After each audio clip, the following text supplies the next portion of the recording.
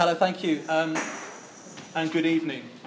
So, my name's Julian and I am a part-time cosmologist. I'm studying the universe part-time up at the University of Sussex. And my talk is about Cosmologist's Guide to Life, Loss and Love. And a lot of the talk is going to be kind of cod philosophy. Some of it's going to be wild speculation. Some of it might be some actual science and various random musings. So when I first thought about doing a PhD in cosmology, my wife Rebecca went around telling everyone that I was going to be an astrologer, which isn't quite right. So if your own wife can't get it right, what hope do you have? But one of the reasons why I think I wanted to study the universe and study cosmology is because I think it's important to understand something if eventually you want to take it over. So cosmologists ask lots of questions. They ask about the universe itself, the big stuff. Where do we come from? How big's the universe? How did it start? What's it made from? What's the nature of structure? How does structure form in the universe? But I become interested in the little questions about life and love and loss. And does cosmology, does science actually tell us anything about that? It's all very well to study the big things, but what about studying the kind of the important things to life and the universe? So half the time I spent trying to understand this. The other half of my life is being a media lovey. I run an online video and audio production company, and I also sometimes make radio programs. And 4 years ago, these kind of worlds kind of collided in a fantastic way for me. That one of my clients, Random House Publishing, asked if we wanted to make a series of videos with the world's most famous living scientist. Now, put your hand up in the air if you can think of the world's most famous living scientist who isn't Stephen Hawking. It's a tough one. So I got to meet Stephen Hawking. That's him sitting down. Selfies are always a little bit embarrassing.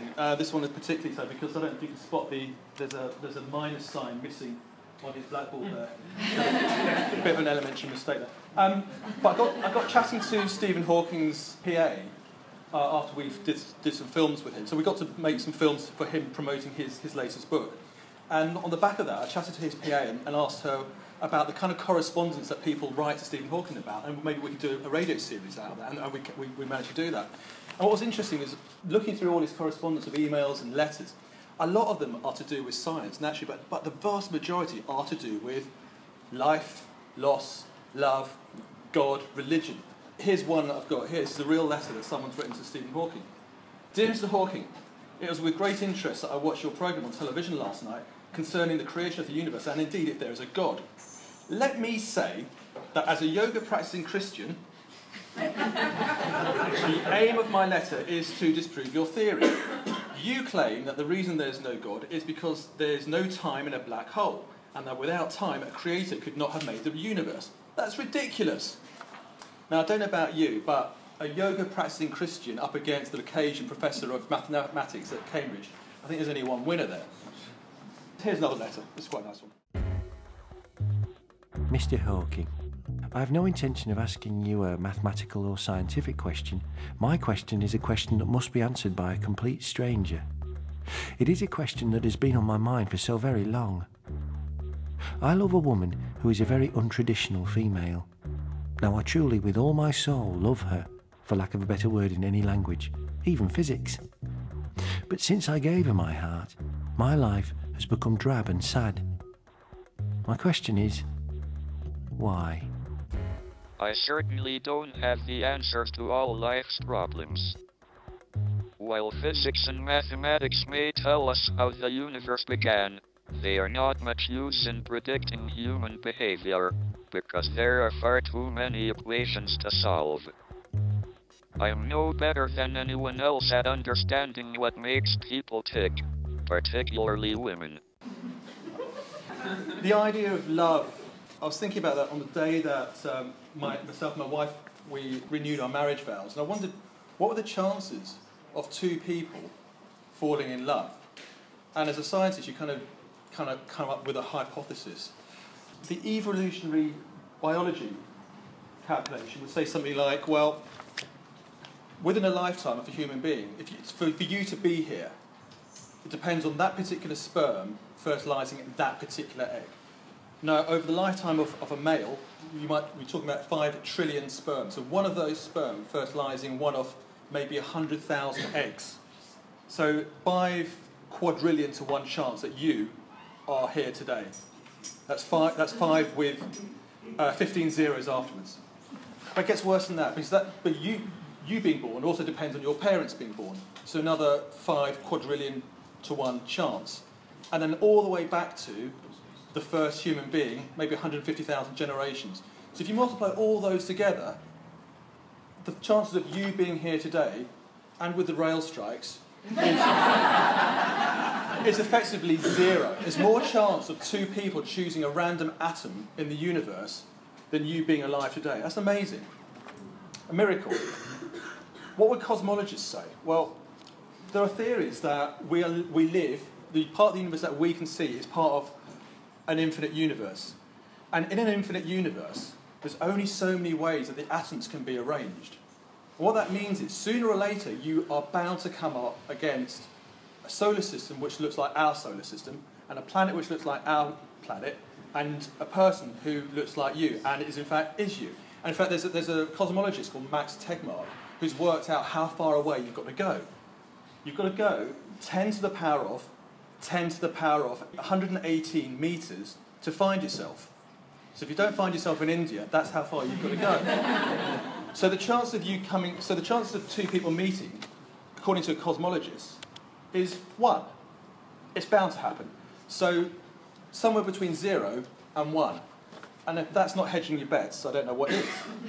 But it gets worse than that. There are real theories in cosmology today which suggest that there are parallel universes, that we live in one of a multitude, infinite number of universes. So this chap is Brian Greene, Professor Brian Greene, and I was lucky enough to film him a few years ago, talk about his book, which is all about parallel universes, and I asked him to explain a little bit about what he meant by that. If you look at where we've been over the last 500 years, starting with what we call the Copernican revolution. What was that? That was the notion, which was shocking to many people at the time, that the Earth wasn't the center of it all. But as we studied the universe more deeply, people became accustomed to that fact that the Earth goes around the sun, but then we learned that the sun is not the center of it all. And then we learned that the galaxy, the Milky Way galaxy, is not the center of it all. There are many, many galaxies out there, each with many stars. Many now, we believe, have planets. The next step, if you follow that trajectory, would be to suggest that even the universe is not the center of it all, that there might be other universes. So other universes, we're halfway through the talk, it kind of blows your mind. And what he talks about is that there are different types of parallel universes. There are parallel universes which are based on mathematics, there are parallel universes which are based on quantum physics. It kind of blows your mind. So let's have some music. So this is the band Eels, and this is Mark Oliver Everett, who fronts Eels, and they were playing at Brighton Dome a few years ago. Me and Rebecca went to see them, and if you don't know them, you might recognise some of their music. This one was in the film Shrek.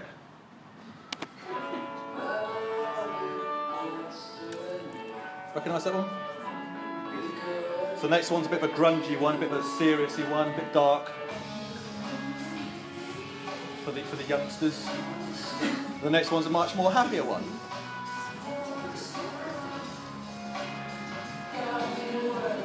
Okay? So that's Eels. That's Mark Oliver Everett. So why am I talking to you about him? This is his father, Hugh Everett. Hugh Everett was an American physicist who dropped down dead in the early 80s from a heart attack. And he came up with an idea called the many worlds interpretation of quantum physics. Okay, so sooner or later in cosmology, the study of the very, very big and very, very massive, you've got to study the very, very, very tiny subatomic particles. Because at the beginning of the universe, if we think, the massive stuff was packed into a tiny place. And in quantum physics, weird things happen. You get particles which behave like waves, and waves which behave like particles, and Schrödinger's cat, which is both dead and alive until you look at it. Okay, if you're familiar with that hypothesis. So it's weird, but it's true. So his interpretation was many worlds, that every event which could have happened has happened in a different universe. This goes against what's called the Copenhagen interpretation, which says that if you know the precise position of a subatomic particle, you can't know anything else about it. You can't know its speed, you can't know its momentum, you can't precisely measure anything about it if you know its position. In the same way that the checkout people at Boots know precisely where the deodorant is, but not what it's used for. So in the many worlds interpretation, Schrödinger's cat isn't dead or alive. It's dead in some universes and alive in many other universes. In the many worlds interpretation, you're sitting there and you're sitting there. In the many worlds interpretation, I met Rebecca and we got married in some universes. In other universes, I turned a different corner and we never did meet. In the many worlds interpretation, that cancerous cell that she had didn't become malignant. Unfortunately, in this universe, it did. So Rebecca died 2 years ago. And when I was putting this talk together, I wanted to find that picture of me and Stephen Hawking. And I found it on a very old hard drive. Rebecca died on the 24th of November, 2014. That picture was taken with me and Stephen Hawking on the 24th of November, 2010. Now, my lovely friend Lisa would say, that's got to mean something. It's a huge coincidence. It's got to mean something. It's not. It's just the universe playing silly buggers. It is.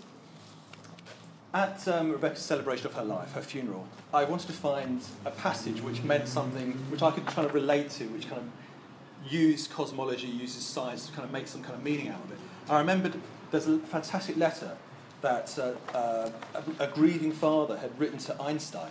Einstein was also a fantastic letter writer, and he replied back. And this father, his son had died of polio, and he writes, I write to you in the spirit of desperation. Is there no comfort for what's happened? Am I to believe that my beautiful child is forever wedded into dust? Is there nothing to assuage the pain of an unceasing love for my darling son? May I have a word for you? I need help so badly. And this is the reply that Einstein wrote back to him. To RM, New York. February the 12th, 1950. Dear Mr. M. A human being is part of the whole world, called by us universe, a part limited in time and space. He experiences himself, his thoughts and feelings, as something separate from the rest, a kind of optical delusion of his consciousness. The striving to free oneself from this delusion is the one issue of true religion. Not to nourish the delusion, but to try to overcome it, is the way to reach the attainable measure of peace of mind. Sincerely yours, Albert Einstein. Really thoughtful, lovely reply. And what's he saying?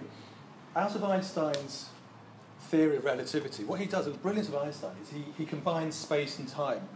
Space can't exist without time and vice versa. He talks about the faster you move in space, the slower that time goes. And this is true, this is an actual fact. And to try and imagine it, he combines space-time into a four-dimensional universe called the block universe, where all the pasts, presents and futures all exist. You can imagine it like a loaf of bread, and each slice of the loaf is a different now, different present. As human beings, we can only go through in one direction, in one dimension of time. We only kind of can go forward in time. We can't experience those nows, but they're there forever. So everyone you meet, every time you meet your lover, you have a lovely time, that's always written in that series of nows. And that's a really comforting thought to anyone who has kind of experienced grief. We're all going to experience grief. Some of us may have already done it. I'm not the only one. And that's, for me, if you could rise above that arena of four-dimensional space-time and look down on it, you'll see all those nows lined up neatly. And that's what maybe he talks about, this optical delusion of our consciousness, that we can't see those from above because we're part of that four-dimensional loaf. The other optical delusion you get when you're in a period of grief is you suddenly think you're a sex god. You get a period where you have women after women coming to your house, sobbing, looking dolefully into your eyes, hugging you, caressing you, and you think this must be because I'm a sex god. Of course it's not. It's grief. But in order to warn them off and to warn myself, I created a T-shirt. It's part of the grief chic range. I'll be selling at the back. Of course, when you're in love with someone, you orbit around them like the Earth orbits around the Sun. I hope that's not news to anyone. The Earth does orbit around the Sun, no matter what you read on a right-wing website. When they die, you're left with a black hole in your life. But the pull's still there. You still feel like you're orbiting around them. The irony of this is that what my studies at the moment is on black holes. I'm looking at trying to weigh black holes. But again, Einstein talks about how time does weird things near black holes, like grief. Time slows down. The nearer you are to a black hole, time gets slower and slower and slower. In grief, days become weeks, weeks become months, months become years. In Einstein, what he says is the nearer you are to a massive body, the slower the perception of time. It's also why fat people are boring.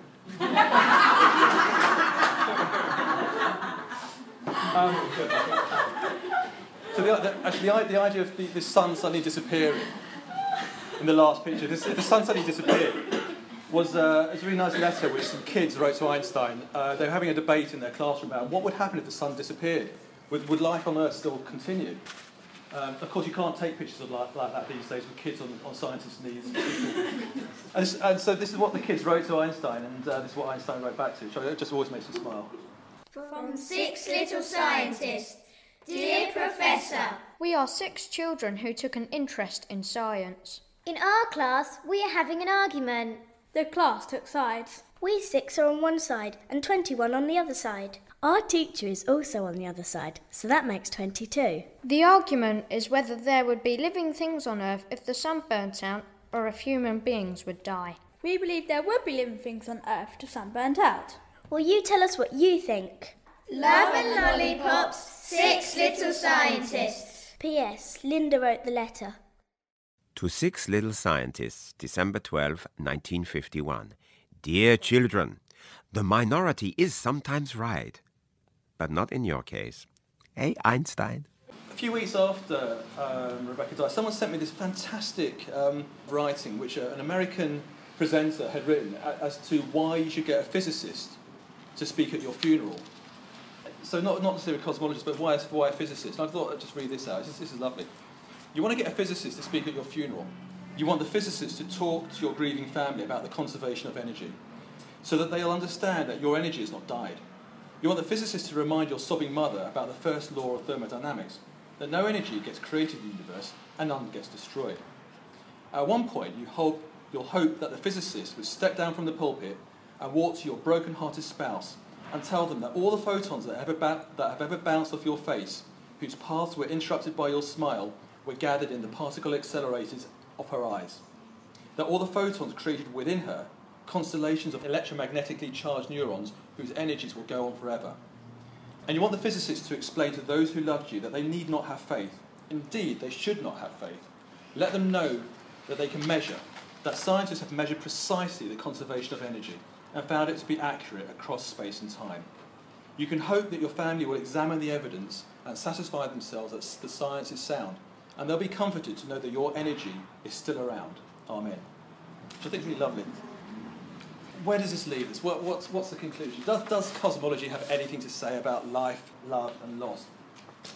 I think it does, even if we don't invoke parallel universes and black holes and things like that. I think the idea of a 4-dimensional space-time where all the nows are always written is a great comfort. And that people who study the universe have much of an insight into these questions, as do people of religion, none more so than Carl Sagan.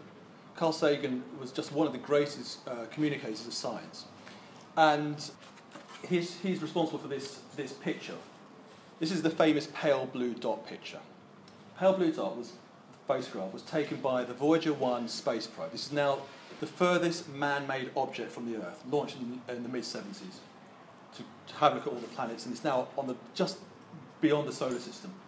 And in 1991, they decided to turn Voyager 1 round for one last look at planet Earth, one last, the ultimate selfie. And that's the Earth there. And what Sagan says is summed up beautifully. He says, everyone you love, everyone you know, everyone you ever heard of, every human being who ever was, lived out their lives on a mote of dust suspended in a sunbeam. For small creatures such as we, the vastness is bearable only through love. It was lovely. And one final clip of Stephen Hawking. This is a clip which just always makes me smile. It's a letter from a kid and his mother. Dear Professor Hawking, I am writing to you because you are my hero. You paved my way because you have physical problems and good cognition. I am 10 years old and have cerebral palsy and also use an electric wheelchair, and am writing using my Dynavox communication system. You have been my hero all my life. I saw you on Star Trek and on the Discovery Channel. I read A Briefer History of Time and George's Secret Key to the Universe. I have always been fascinated by cosmology and theoretical physics. These are exciting times in those fields. My walls are papered with pictures and news clippings of you. My teachers never want to believe that I have the capacity to learn the subjects that truly interest me. I really know how long it takes us to write, but a letter from you would make all the frustrations go away and keep my goal in front of me. Sincerely and with loving admiration, Stanley Hodved. P.S. Did you notice we have the same initials? I couldn't carry on with my life if I only had physics. Like everyone else, I need warmth, love, and affection. Dear Professor Hawking, I'm Stanley's mother. He truly worships the ground you roll on, sir. This letter took him 3 hours to type. God bless you for all you've done for Stan without even knowing it. You are a miracle, sir. No two ways about it. I need warmth, love, and affection. Okay, warmth, love and affection from Stephen Hawking to all of us. So, thank you.